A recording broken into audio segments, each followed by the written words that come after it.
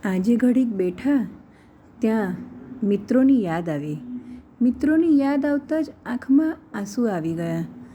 મારા દીકરાએ પૂછ્યું, મમ્મી શું થયું? મેં કહ્યું, કાંઈ નહીં દીકરા, મિત્રોની યાદ આવી.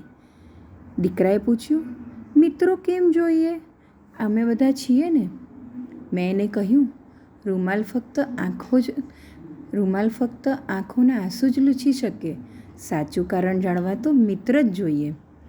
ડૉક્ટર હાર્ટ ખોલીને સર્જરી તો કરી શકે, પણ હળવું હૈયું કરવા માટે તો મિત્ર જ જોઈએ. ઓફિસની કડક કોફી હેડકે દૂર કરી શકે, પણ ચાની ચુસ્કી માણવા તો મિત્ર જ જોઈએ.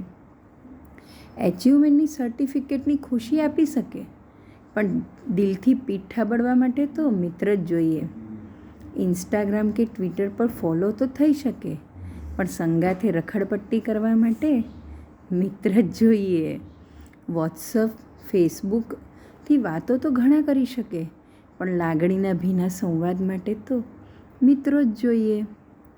ગૂગલની જીપીએસમાં લોકેશન તો મળી શકે, પણ ખભાના સરનામે પહોંચવું હોય તો મિત્ર જ જોઈએ.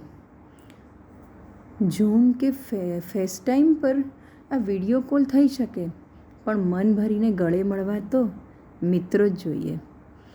મારા દીકરાએ કહ્યું, મમ્મી તારા મિત્રની સંવાદના સાંભળીને, તારા મિત્રોની વાતો સાંભળીને હવે મને પણ લાગે છે કે મમ્મી મારે પણ મિત્રો જ જોઈએ. મારા આ બધા મિત્રો જેને હું યાદ કરું છું પળ પળ, એ લોકો માટે નાની સી હળવી રચના.